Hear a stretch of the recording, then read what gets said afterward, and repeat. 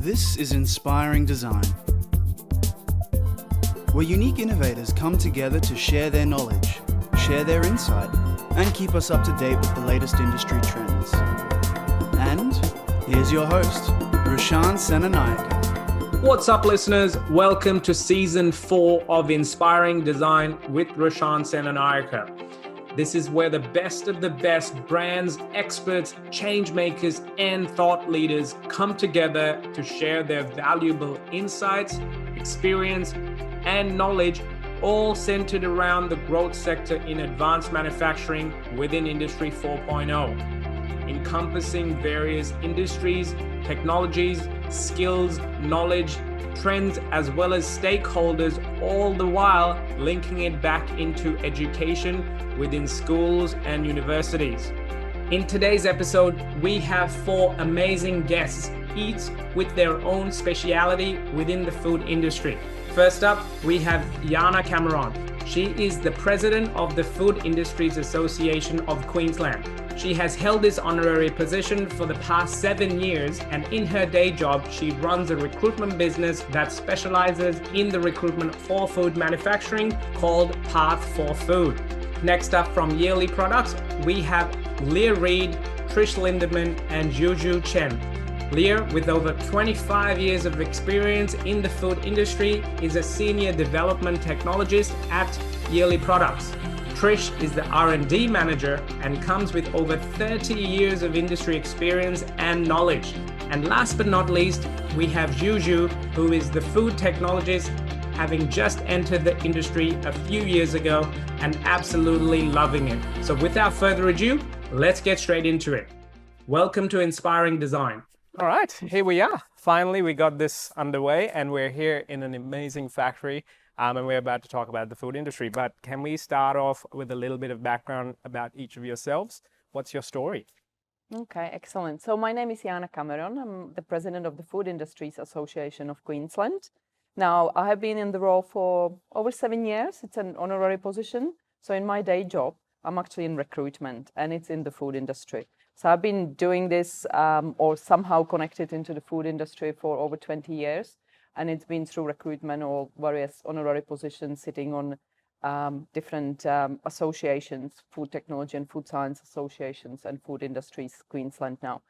As part of my role as a president, I get involved in a lot of government groups working on funding, especially for skill shortages and that sort of stuff. So I think that's going to be really interesting for the listeners to hear about. So, but enough about me because I'm pretty boring. I think the ladies, can take the glamour.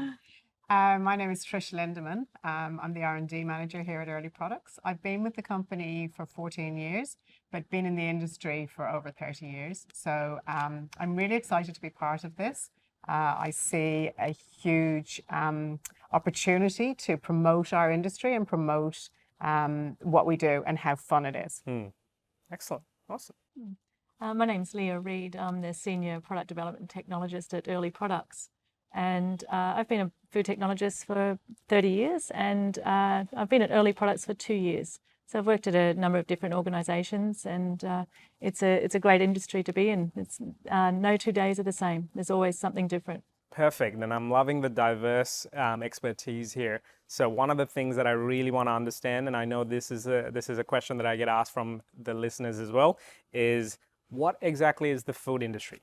Can you define that? Great question. Maybe we can start with what it is not. So, Absolutely. A lot of people think that when we say food industry, that we actually work in cafes and make food for people to eat, on streets and that sort of stuff. So it's definitely not that. We do have chefs working in our industry, but what we actually do is make all the products that you see when you go shopping at Coles or Woolworths or other retailers. Also, it could be in cafes, but that food has already been prepared somewhere else and, it's par cooked and that it's finished at the cafe. So it's more about scaling up and, making like bigger quantities of food, and there is a lot of science involved in there. Now, a lot of people also don't know that the food industry is part of the manufacturing sector, and it's actually the largest sector in that particular industry. So it's more than 25%. Wow.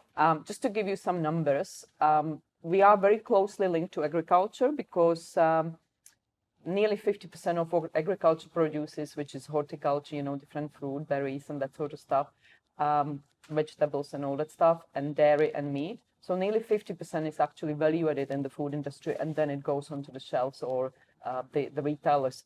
Or, you know, chicken nuggets at McDonald's, when you go to McDonald's and get chicken nuggets, it's actually made in a manufacturing facility. Yeah. So together with the agriculture, it's about 500,000 jobs in Australia. So it's actually massive. There are probably, I would say, 15,000 businesses around Australia, which is a lot again. And majority of them, 85%, is on the eastern seaboard. So it's Queensland, New South Wales, and Victoria.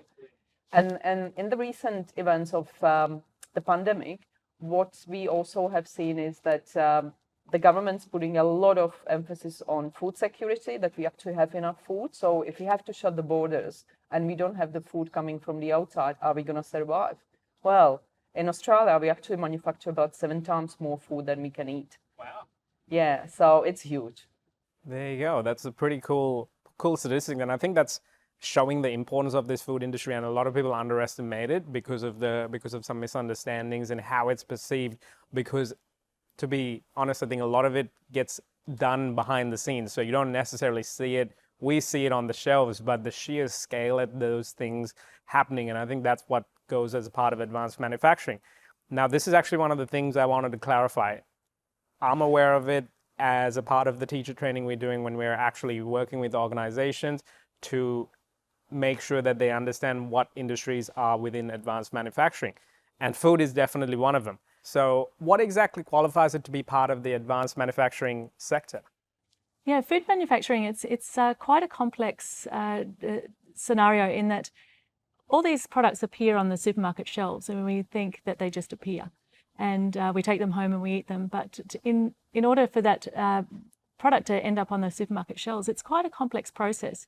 And products are made in food manufacturing companies, but the raw materials have to come from a lot of different places all over Australia, and some ingredients, including spices, have to be imported. So it's a timely process, and once the products start their manufacturing process, some can be made in an hour and put in a jar or a packet and end up on the supermarket shelves. But some products take days, up to 5 days, 7 days to make, because there's various stages of manufacture involved in getting that product on the supermarket shelf. And sorry, if we were to actually list out the type of careers within that, what are some of the stakeholders within that process? Yeah, the food industry, it's very diverse in terms of employment. There's so many different opportunities for employment in the food industry. So the stakeholders might be the sales and marketing people, selling to the supermarkets or the franchises. It might be the people developing the products, which is what Trish and myself do at Early Products, develop the products for our customers, being the retailers or the franchises within the food industry. And then there's the process workers themselves, the people who work on the production floor, who make it all happen. They weigh the ingredients, they mix the ingredients, and they package the final product. Then there's the production management and operations and site managers, and even the accounting department, accounting and marketing. There's many sectors within the food industry, so many opportunities for employment.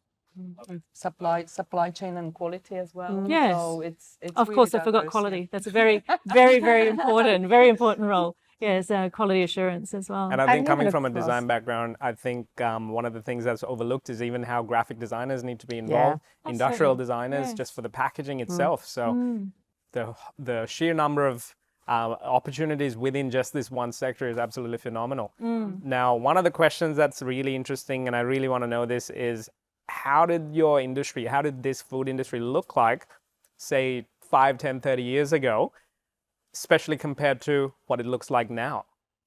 I think I was thinking about this question as we were preparing, and I think there's two things that really stand out most.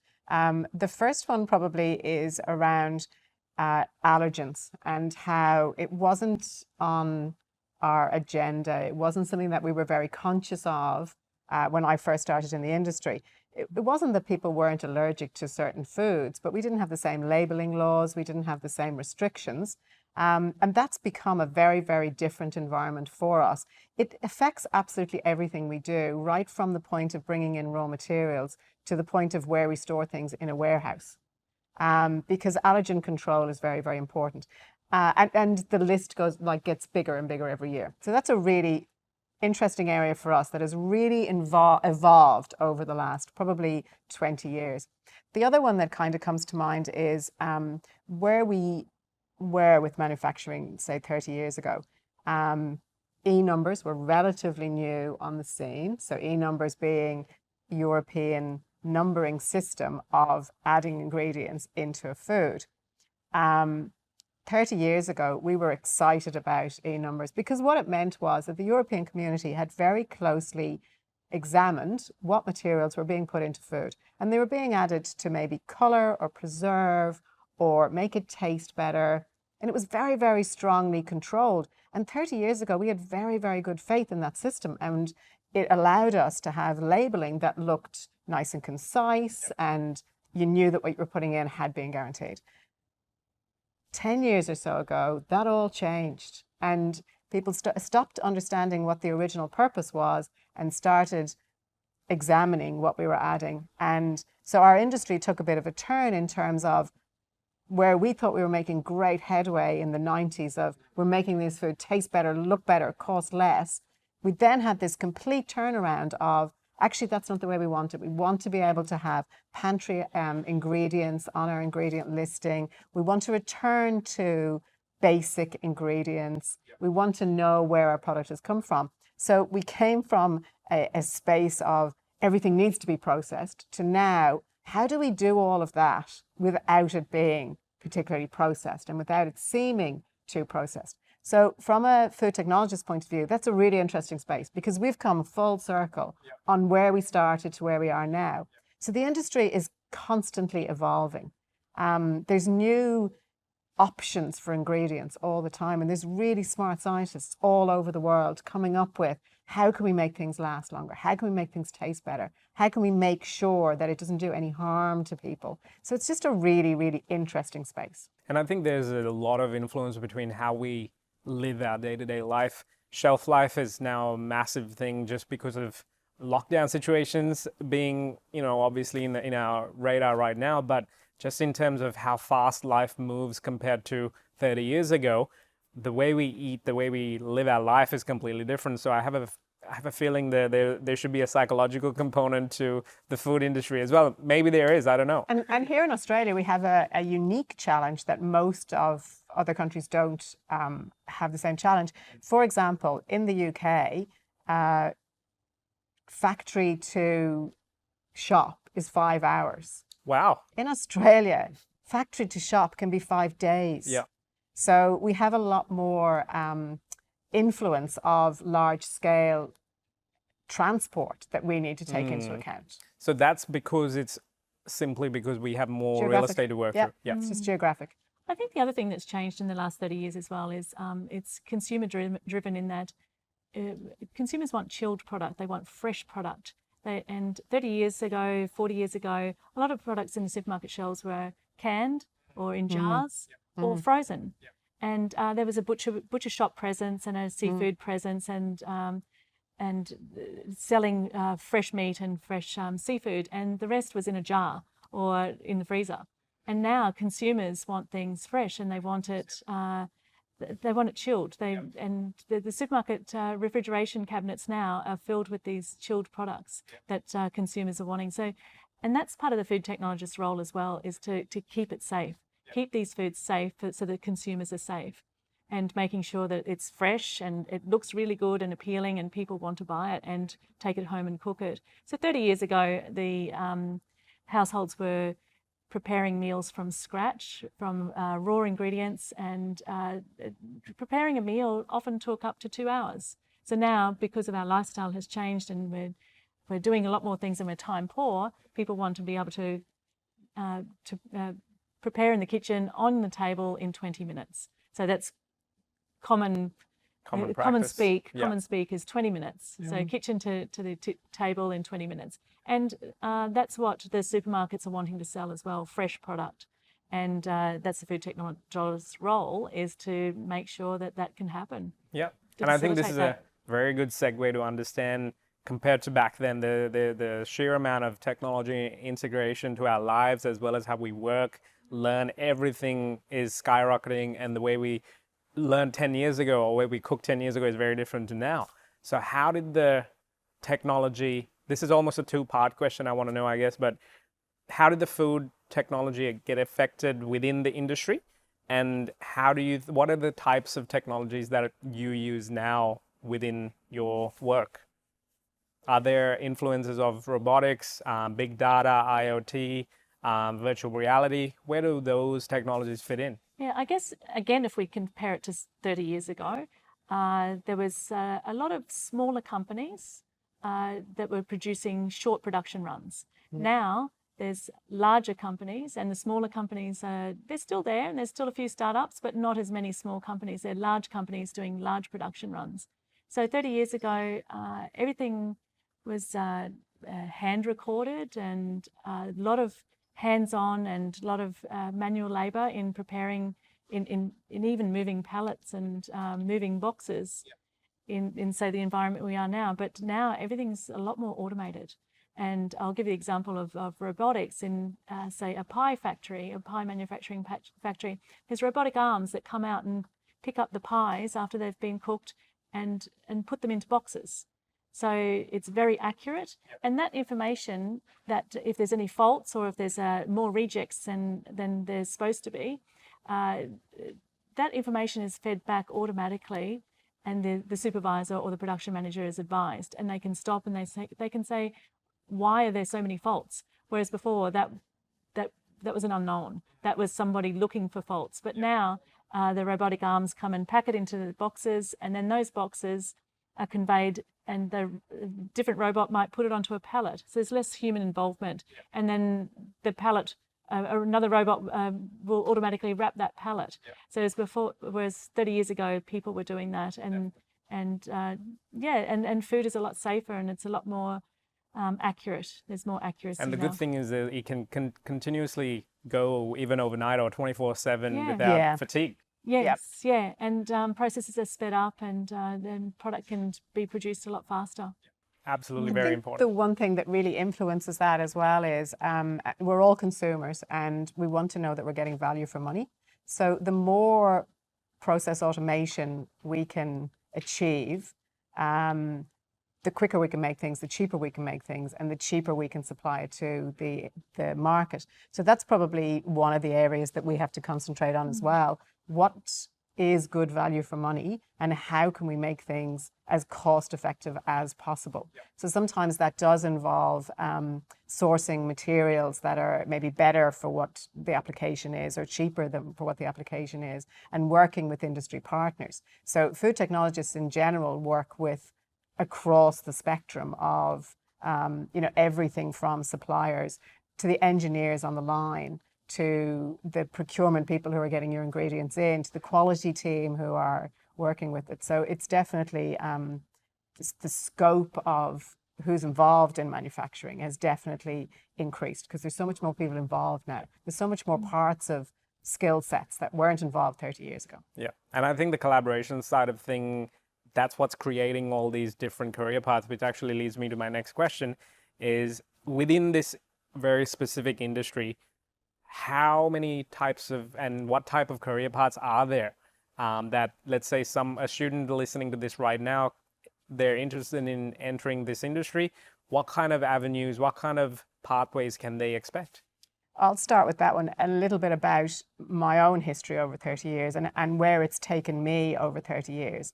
So I studied food science in Ireland 30 years ago, and I started working in a quality role. So that meant looking after the quality of the product, sometimes on the production line, doing some analytical chemistry type analysis within the laboratory environment. So my first role was in quality, and that's a very, very big area of the industry. My second role was in microbiology because I was working for a company that it so happened that they were sending all of their micro analysis, so all of their antibacterial analysis kind of thing off site and sending it to a third party. And I had the skill set to do that in-house. So I got a great opportunity to set a lab up. And I was only like maybe 3 or 4 years out of uni at that stage. So it was this lovely opportunity for me to really get involved in the microbiology side of things. The next career path that I took, just one thing led to another, and I went into analytical chemistry, which was working for a research body that it was for the sugar industry. And I was working on some of the instrumentation kind of things that high school students will touch on, like gas chromatography and high pressure liquid chromatography and that kind of thing. So very much chemistry based, really lab based job. So it was a whole different angle again, but really, really rewarding. And then I got an opportunity to move into developing products, which is what I've been doing for the last 14 years. So that's a totally different side of it again, where you're looking at creating new products and how you take it from an idea of something that you might have seen overseas. I mean, this is what happens a lot at the moment. We all travel. We're all global tourists. So we go somewhere, we taste something and we go, that would work so well in Australia. And then the job that I'm in now is, how do you get that into a production line? How do we Tested research? Yeah, and how do we get that onto the supermarket shelves? And the real joy of this part of the job is when you go to the supermarket and it's something that your team have created, there's a real pride in that. Yeah, and absolutely. There's a real interest amongst my friends groups. They're always saying, what are you doing? Like, what are you doing now? What have you, What can we what's expect next? yeah. So it's a really, really interesting space. So that's just an example of, 30 years, I've worked in a lot of different areas and I haven't even touched the surface of the scope of this kind of role. Yeah. And there's I think I saw the pattern and the link with a lot of STEM subjects and the learning behind pretty much every one of your career paths. Absolutely. Yeah. Yeah, and that's the benefit of the food industry. It can really take you anywhere, and as Trish said, it can be quite diverse. And some of the roles I've worked in, not long after I graduated from university, I was setting up a beef jerky room, manufacturing for export to Japan. Yeah. Wow. So learning all about the functional ingredients and the process involved in beef jerky, and as well as keeping it safe. Was that within Queensland? Yes, within Queensland. Yes, yeah, and learning all about export and the regulations involved in exporting product from Australia. So that's a part of food technologist's role as well. And other roles that I've been involved in is production management and operations. So that's really hands-on and making things happen, and training as well, training operators how to do their job easier, making it easier for them, and getting the best product out the door. And there's also quality roles as well. So that's a diverse part of a food technologist role as well. And technical sales. I've been involved in technical sales, and it's really fun. The people that you meet and where it can take you, and promoting the products that your company makes. It's a fun part of being a food technologist. And currently in research and development, and it's a very rewarding role in that a customer might have an idea that they present to you and they're not too sure what they want, and you have to work out what they really want and make it work. So you're making 1 kilo over and over until you get it right, until the customer likes what you've produced. And then you make 200 kilos, 500 kilos, 1,000 kilos, 10,000 kilos. And it's fun. Yeah. It's fun to see that, to think that started with an idea and I made 1 kilo, and now I'm training operators how to make this product the best that we can make it, and you're making 10,000 kilos. Wow. So that's a really fun part of being a food technologist. And I think it's really interesting because a lot of people, they're used to cooking for themselves, maybe a family of 4 or 5 or 6, that's pretty normal. And then all of a sudden, if you have a dinner party and then you have 20 to 30 people, all of a sudden the scales mess up the actual ingredients, and the recipe doesn't taste the way you've been cooking for the last 10 years. So the sheer scale, that's astonishing. And as a food technologist, it's involving various stakeholders as well. So it's packaging. How do you get that product into a carton? How is it going to fit? How do you get it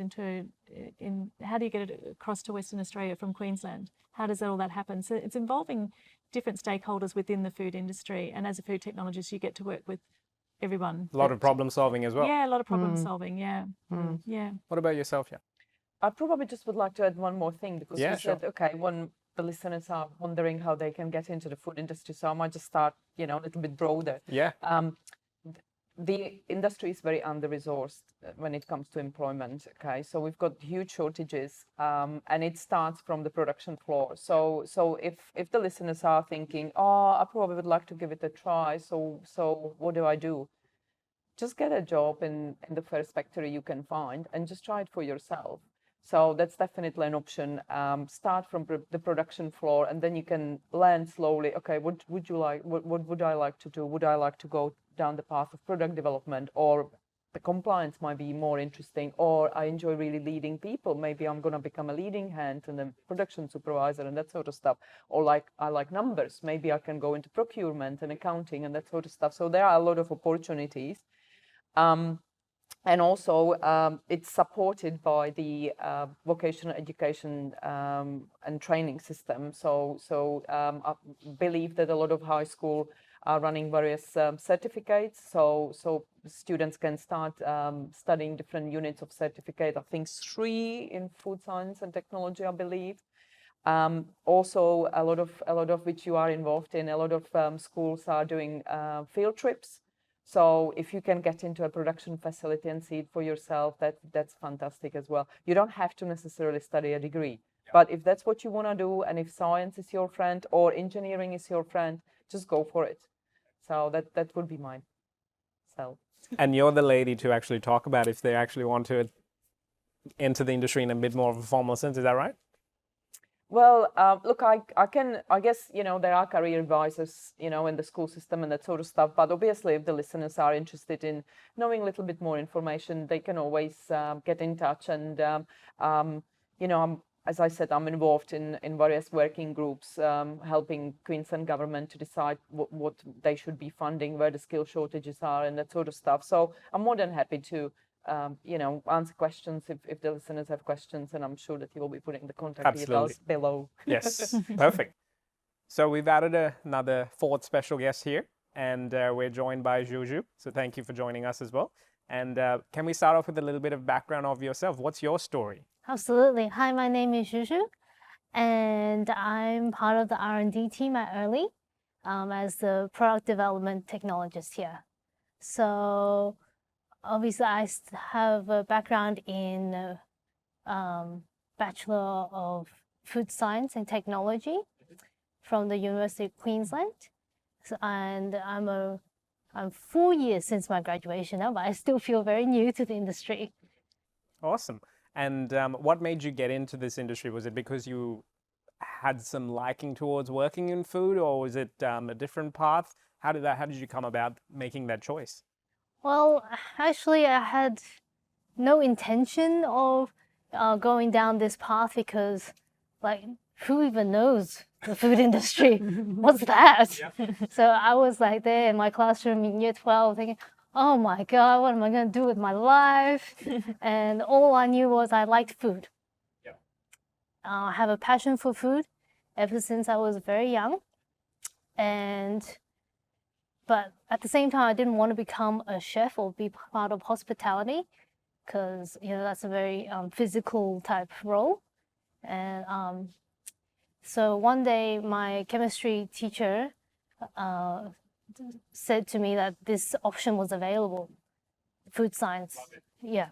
And so I just jumped on board, and it's been a dream ever since.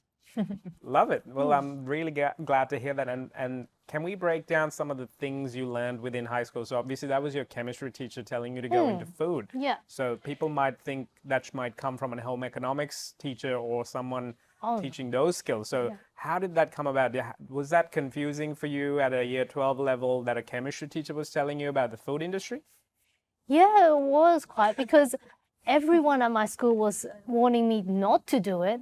They're like, oh, you're so talented, you should do more with yourself, and trying to steer me away from food technology. But my chemistry teachers knew me very well, and she said, this is the industry for you. Love it. Yeah. Love it. And I think that's very similar to my story as well. I wanted to get into medicine. Yeah. That was my thought process at that time. But it was a design teacher that showed me the pathways to those. So this goes to show the sheer amount of influence that the educator has over the decisions the year 12s, 11s, and even the trades students make before they know and choose their career path. So what are some of the subjects you learned or skill sets within the tertiary education? So you had made the decision, and then how did that work out after you started to study in it? So yeah, definitely it's very strong in science background. So everything you learn in high school is definitely applied to chemistry, physics, microbiology.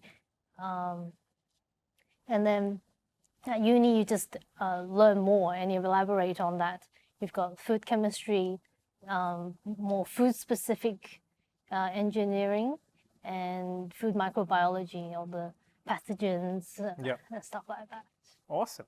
And one of the questions I had for you ladies was actually, do you think 21st century education, what we teach in schools and universities right now, is actually aligned with what's required within the industry? Because this is one of the things that educators constantly want to learn is, are we actually preparing our students and graduates for their career paths?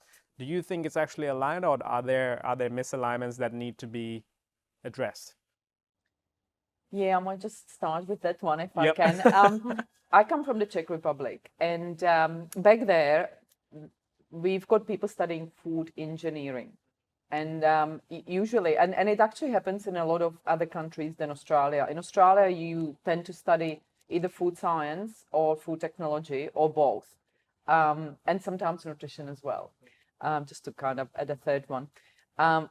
So the difference is that usually overseas, it's a 5-year degree where there is a very strong practical component.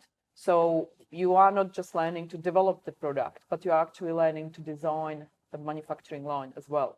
So hence the engineering side of the things. So the people come out of the university and they can be pretty much anything they want in the food industry, including engineering. So because they have learned the engineering aspect. Yeah. So I think in Australia, and I'm sure that you guys can add to it. In Australia, it kind of lacks the engineering side of the things. So we've got a lot of,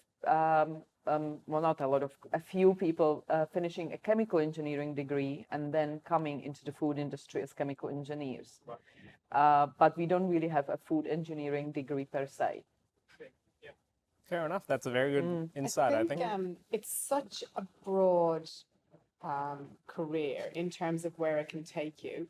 It would actually be almost impossible to prepare students for the industry 100%.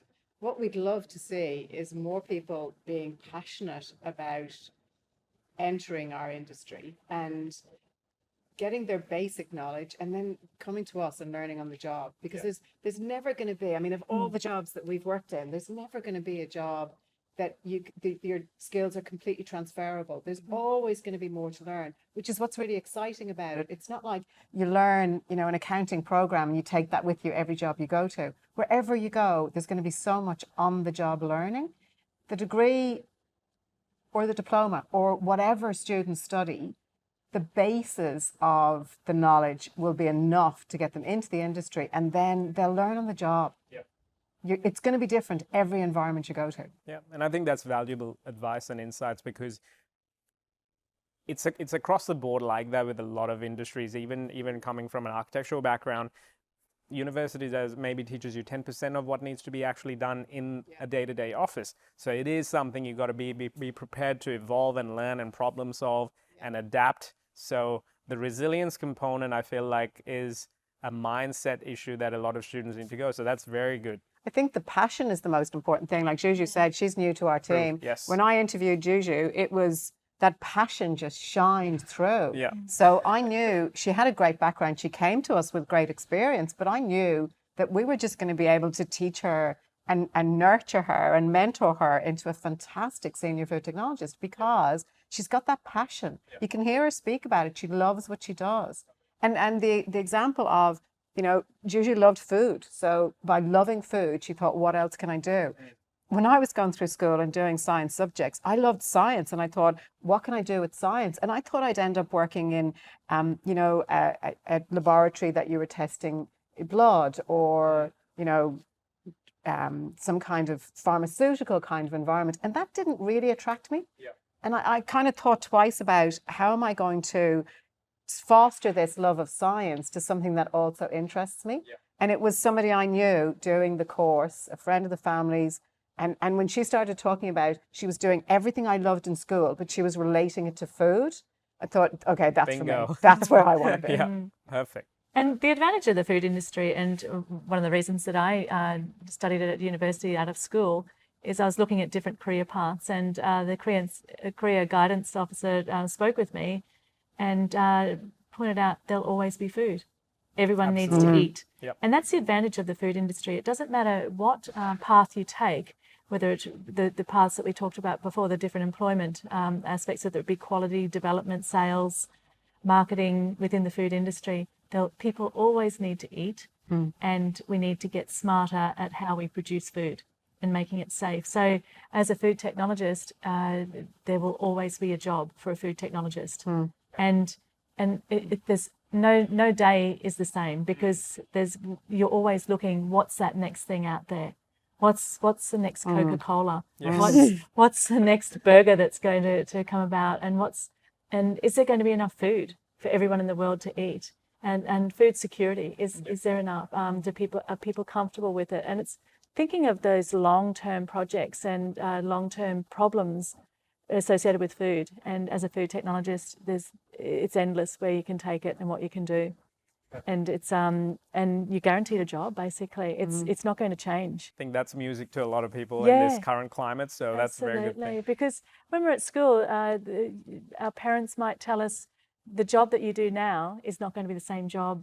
That job might not be around in 20 years. But I know as a food technologist, there will always be a need for a food technologist, and there will always be employment. So if you do the degree, it's well worth it, because you will find your passion, and you'll find the path. In the path that you follow, you'll find what you like and what you're good at. There's so many different avenues to follow within food technology. Perfect. And I think, to add to that, what a degree in food science will teach you is where to look for the information.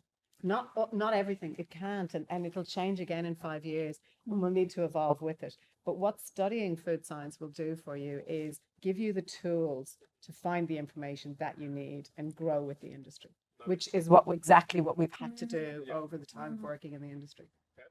And the current environment, there's not enough food technologists in Australia. No. There's not enough. There's a shortage of food technologists. And the number of students currently studying the degree at universities throughout Australia, there's not enough. Yeah. There's not enough. So it's and that's a very good thing to know, that what they're studying has a very good outcome at the end, and there are plenty of opportunities available. One of the last questions I wanted to ask Juju was, is there, having actually come from the tertiary education system relatively recently, do you think it's actually aligned and prepared you for your career that you want to actually build?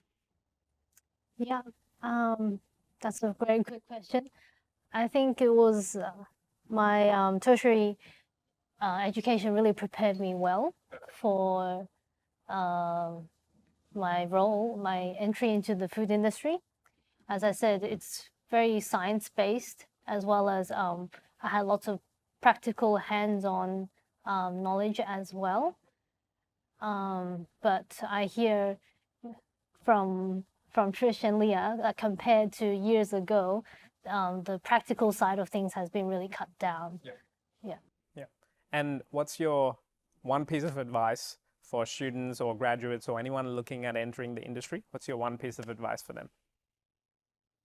I just would say, give it a go. And definitely, if you've got the opportunity to go and see a food manufacturing facility as part of your school curriculum, absolutely do it. Give it a go. What about yourself? Yeah, just if you're passionate about food and you love science, it's a really exciting career. And one thing I would say is, it's also a really good career to travel with. It's a skill that is valuable anywhere in the world. And manufacturing in Australia has changed in that there's multinational companies that are abroad now. So the opportunity to work in Australia and a country abroad, the opportunities are there. And take the opportunity, and you never know where it will lead. If you want to work in a job where you'll be bouncing out of bed in the morning, this is the industry to be in. Love it. Perfect. That's the note to end on. And I think I've personally learned a lot about the food industry myself. How can people get in touch if they want to learn more about it and extend the learning from what they've just heard from you ladies? Yeah, look, I guess the Food Industry Association here is to really assist the industry, and part of it is really spreading the information and the knowledge.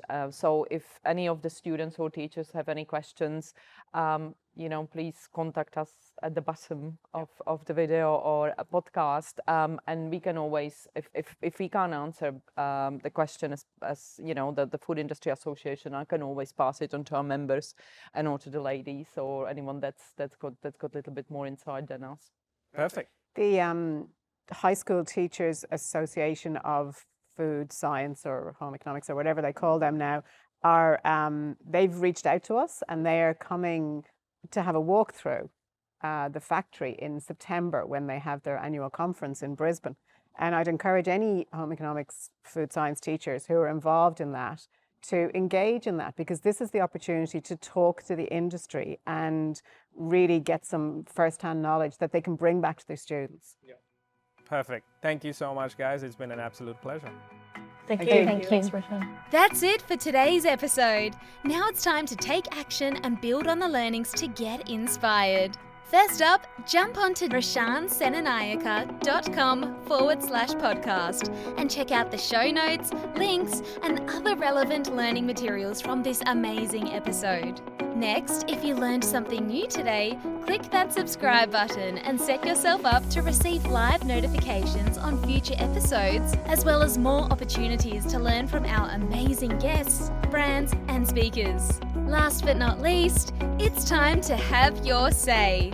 Join the conversation and share your thoughts and feedback on today's episode with a review, all while joining many others with a 5-star rating for Inspiring Design with Roshan Senanayake. Till next time.